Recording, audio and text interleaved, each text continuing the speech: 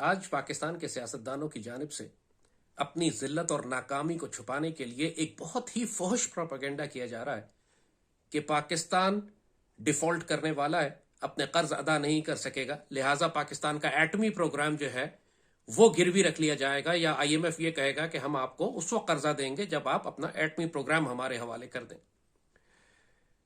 یہ ساری باتیں وہی شکست خوردہ ذلیل اور غلام ذہنیت کی عکاسی ہیں کہ جس نے یہ جوابات دیے تھے کہ کیا میں حملہ کر دوں یا جو کشمیر کی مدد کرے گا وہ غداری کرے گا پاکستان سے، and war is not an option, اور ہماری تو معیشت کمزور ہے، کشمیر بھارت لے گیا تو ہم کیا کریں، ابھی نندن کو ہمیں اگلی دن واپس کرنا ہے ورنہ جنگ ہو جائے گی۔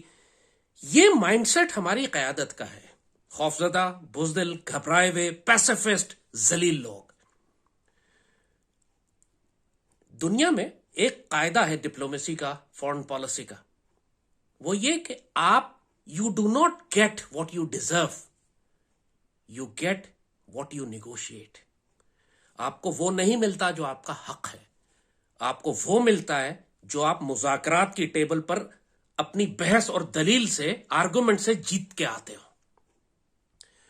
بھارت میں یہ کمال کا انہوں نے اس فن کو، اس آرٹ کو ڈیولپ کیا ہے، ڈپلومیسی اینڈ فارن پالیسی۔ اپنی میدان جنگ کی شکست کو بھی وہ ڈپلومیسی اور فارن پالیسی کے ذریعے اپنے حق میں تبدیل کر لیتے ہیں۔ اور پاکستان کے پولیٹیشنز اور ہمارے ڈپلومیٹس کو یہ فن آتا ہی نہیں ہے، ذہنی طور پر غلام، خوفزدہ، گھبرائے ہوئے، جیسے میں نے کہا کیا میں حملہ کر دوں مینٹیلٹی، پورا آپ کے ملک لے کے چلے گا، 1 کروڑ کی آبادی آپ کی کشمیر کی دشمن ہڑپ کر گیا، اور یہاں پہ یہ سڑک کا نام تبدیل کر رہے ہیں، دھوپ میں کھڑے ہو رہے ہیں، ذلیل لوگ، غلام لوگ۔ تھوڑا سا آج ہم پوری قوم کو اور پاکستان کی جو اشرافیہ، جو لیڈرشپ ہے، جو فیصلہ کرنے والے ہیں، ان کو کچھ آئیڈیاز دے دیتے ہیں۔ پاکستان اللہ کے فضل سے کبھی بھی ڈیفالٹ کر ہی نہیں سکتا اگر ہم اپنی اسٹرانگ ڈپلومیسی کے ذریعے آرگومنٹ بلڈ کریں اور اپنے کیس کو پراپر فورم میں پریزنٹ کریں، ٹھیک سے جیسے کرنا چاہیے۔ دنیا میں ایک ٹرم استعمال ہوتی ہے انٹرنیشنل فائنانس میں، او ڈی ایس ڈیٹ۔ آپ اگر اس کو گوگل کر کے دیکھیں کہ او ڈی ایس ڈیٹ کیا ہوتا ہے، پورے انٹرنیشنل فائنانس میں یہ چیز ایک ریکگنائزڈ لیگل ٹرم ہے۔ ایسا قرض جو کسی کرپٹ اور چور اور ڈاکو حکومت نے لیا ہو اپنی قوم کے نام پر، اور اس کے بعد وہ حکومت اس کو لوٹ کر کھا جائے اور حکومت تبدیل ہو جائے، تو وہ قرضہ اس قوم کو ادا نہیں کرنا پڑتا۔ پاکستان میں ساری اشرافیہ کے اوپر یہ کرپشن کے کیسز ہیں، یہ سب لوٹ مار کر کے مافیاز پیسہ کھا کے بھاگے ہوئے ہیں۔ اگر صرف پاکستان کے اندر ہم ان پر کرپشن کے کیسز چلا کر ان سے مال ریکور کرنا شروع کر دیں، تو ہم انٹرنیشنل لیول پر بھی اس کلوز کو انووک کر سکتے ہیں او ڈی ایس ڈیٹ کے، کہ یہ سارے قرضے ایک کرپٹ چور مافیاز، سیاسی مافیاز نے لیے تھے، پاکستانی قوم ان کو ادا نہیں کرے گی۔ یہ بہت بڑی ایک لیگل ٹرم ہے، انٹرنیشنل لا کو جاننے والے اس کو سمجھتے ہیں۔ دوسری ایک ٹرم استعمال ہوتی ہے فورس میجور، یعنی حالات ایسے ہو گئے ہیں کہ اب ہم قرضہ ادا نہیں کر سکتے۔ تمام ایگریمنٹ جو آپ نے دنیا میں کیے ہوئے ہیں، چاہے آئی ایم ایف کے قرضے ہوں یا دوسرے ایگریمنٹ ہوں، ان میں سب میں فورس میجور کی کلوز ہوتی ہے۔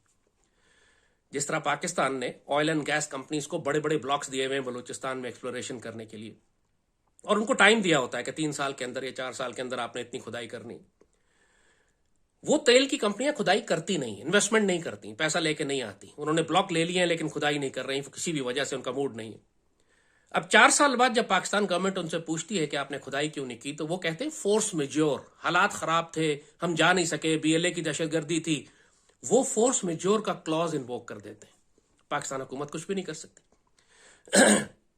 آج پوری دنیا تسلیم کر رہی ہے کہ کلائمیٹ چینج جس کو یہ کہتے ہیں، اس کی وجہ سے پاکستان میں دنیا کا سب سے بڑا سیلاب آیا۔ یہ وہ وقت تھا کہ جب آپ فورس میجور انووک کر دیتے کہ 40% پاکستان ڈوبا ہوا ہے، پوری دنیا سے آپ سیلاب کی امداد مانگ رہے ہیں، پوری دنیا ریکگنائز کر رہی ہے کہ پاکستان ڈوب گیا ہے، اس میں آپ قرضہ ادا کر ہی نہیں سکتے۔ آپ صرف یہ کلوز انووک کرتے فورس میجور کا کہ جی 3 سال تک پاکستان کی معیشت اور ایگریکلچر، زراعت، ہمارا انفراسٹرکچر تباہ ہو گیا، ہم ادا کریں گے ہی نہیں، 3 سال تک we will not make debt payments, 3 سال کے لیے ہم ڈیفر کر رہے ہیں اس کو۔ آپ ایکچولی اس کیس کو لڑ سکتے تھے ابھی بھی لڑ سکتے ہیں اگر کرنا چاہیں, اگر کوئی اسٹرانگ ڈپلومیسی کرنے والا ہو. ظاہر ہے کہ بلاول کے بس کا کھیل نہیں ہے یہ نا.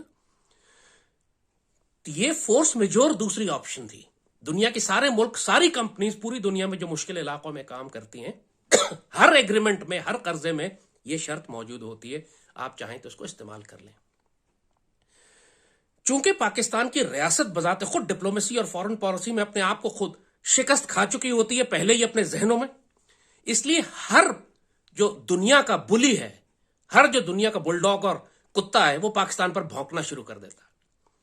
انڈیا نے آپ کو ابھی دھمکی دی ہے کہ ہم انڈس واٹر ٹریٹی آپ کی کینسل کر دیں گے. انہوں نے, کیونکہ پہلے آپ نے انٹرنیشنلی آرٹیکل 370 کشمیر پر خاموشی اختیار کر لی, لہٰذا کشمیر کی جب زمین لے لی انہوں نے تو کشمیر کا پانی آپ کو نہیں دیں گے. وہ چڑھ گئے اب آپ کے اوپر. اب وہ کہہ رہے ہیں کہ جی ہم انڈس واٹر ٹریٹی ختم کر کے سارے کے سارے دریا ہم خود لے لیں گے, حتیٰ کہ دریائے سندھ بھی اب ہمارا ہے, کیونکہ وہ نکلتا ہمارے علاقے سے اور ہمارے کشمیر سے گزرتا ہے, لہٰذا پاکستان کو نہیں دیا جائے گا. وہ چڑھ گئے ہمارے اوپر. آپ نے آرگومنٹ نیگوشیٹ ہی نہیں کیا ان کے ساتھ. دوسری جانب ایران آپ کو دھمکیاں دے رہا. ایران کہہ رہا ہے کہ جی آپ نے گیس پائپ لائن نہیں بچھائی تھی, اب آپ $18 ارب ہمیں ادا کریں گے. وہ چڑھ گئے ہمارے اوپر. تیسری جانب ریکوڈیک کا خزانہ سونا, جہاں $500 ارب کا گولڈ رکھا ہوا ہے. بیرک کمپنی نے صرف آپ پہ کیس کر دیا, جی ہمیں کھدائی نہیں کرنے دیتے, کانٹریکٹ کینسل کر دیا, یہ کر دیا. $10 ارب کا جرمانہ انٹرنیشنل کورٹ کسی نے لگا دیا, چھوٹی سی کورٹ نے کہیں لگا دیا آپ کے اوپر. آپ خوف کے مارے لیٹ گئے زمین پہ, بلا کے بیرک گولڈ کے حوالے کر دیا. ریکوڈیک $500 ارب کا سونا $10 ارب کا جرمانہ بچانے کے چکر میں دے دیا. یعنی یہ ہماری ڈپلومیسی کا حال ہے, یہ ہماری نیگوسیشن سکل کا حال ہے کہ جو کتا دھمکی دے ہم لیٹ جاتے ہیں. اب افغان طالبان تک دھمکی دے رہے ہیں ہمیں کہ جی آپ ثابت کریں کہ دہشت گردی افغانستان سے آ رہی ہے, ڈپلومیٹک چینل سے بات کریں, ہم سے آ کے ٹھیک سے بات کریں, آپ اونچی آواز میں کیوں بولے. یعنی یہ ہمارا لیول ہو گیا ہے کہ ہم افغانستان سے خوفزدہ ہیں, ایران سے خوفزدہ ہیں. انڈیا سے تو ماشاءاللہ کیا میں حملہ کر دوں, یہ ملک کے سب سے طاقتور وزیر اعظم کا عالم ہے. اور دوسری بات, اب تیسری بات کی طرف ہم آتے ہیں, قرض کی ادائیگی کی بات ہم کریں.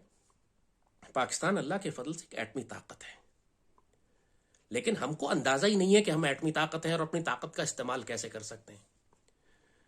پوری دنیا کے ملک ایٹمی ٹیکنالوجی ایکسپورٹ کرتے ہیں.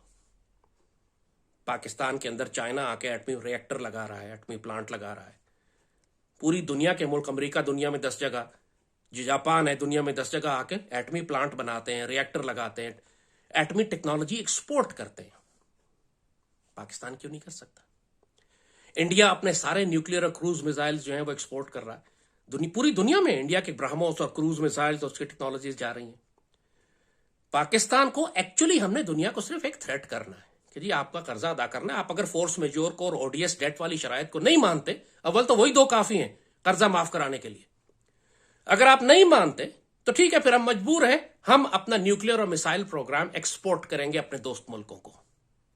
اور آپ کھل کے آفر کریں سعودی عرب کو, کھل کے آفر کریں ٹرکی کو, کھل کے آفر کریں ایران کو, اور انٹرنیشنل لیول پر کریں, دنیا کے سامنے کریں کہ پاکستان اپنے نیوکلیئر وار ہیڈز, ہمارے پاس اگر 150 وار ہیڈ ہیں اور ہم اس میں سے 5 وار ہیڈ سعودی عرب کو فروخت کر دیں اور 5 ٹرکی کو فروخت کر دیں تو ہمیں فرق ہی کوئی نہیں پڑے گا. یہ ہماری ڈیفنس ٹیکنالوجی ہے جو ہم ایکسپورٹ کر سکتے ہیں. ہم نے NPT سائن نہیں کیا ہوا, نیوکلیئر نان پرولیفریشن ٹریٹی, اور CTBT جو ہے کمپریہنسو ٹیسٹ بین, وہ بھی ہم نے سائن نہیں کی ہوئی. ہم پر کوئی پابندی نہیں ہے. ہم نے پوری دنیا سے اسمگل کر کے, چوری کر کے, دنیا کے قوانین کو بائی پاس کر کے, اسمگل کر کے ہم نے اپنا نیوکلیئر پروگرام بنایا, اور اللہ کے فضل سے اپنے زور بازو پہ بنایا. کسی کے باپ کی مجال نہیں ہے کہ ہمیں روکے کہ ہم اس ٹیکنالوجی کو ایکسپورٹ نہیں کر سکتے. ہم نے ہاف ہارٹڈ چھپ چھپ کے ایفرٹس کی تھی شروع میں.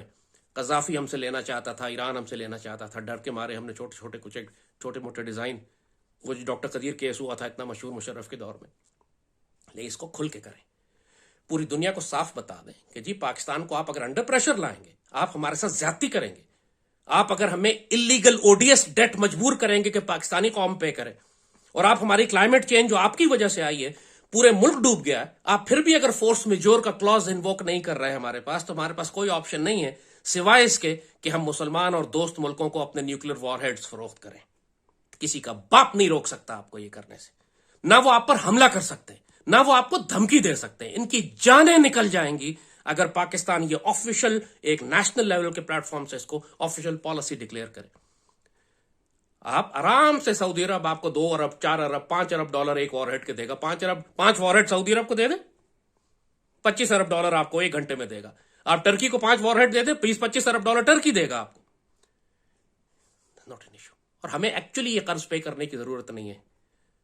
ہمیں یہ کہنے کی ضرورت نہیں ہے کہ ہم تم پر میزائل سے حملہ کر دیں گے, آیا غوری کائنڈ آف تھنگ. ایسا کرنے کی ضرورت نہیں ہے ہمیں. لیکن ہمارے پاس غوری اور غزنوی اور نیوکلیر وار ہیڈز موجود ہیں آفیشلی ایکسپورٹ کرنے کے لیے. پوری دنیا اپنی ویپن ٹیکنالوجی ایکسپورٹ کرتی ہے. جس کے پاس جو ہوتا ہے وہ ایکسپورٹ کرتا ہے.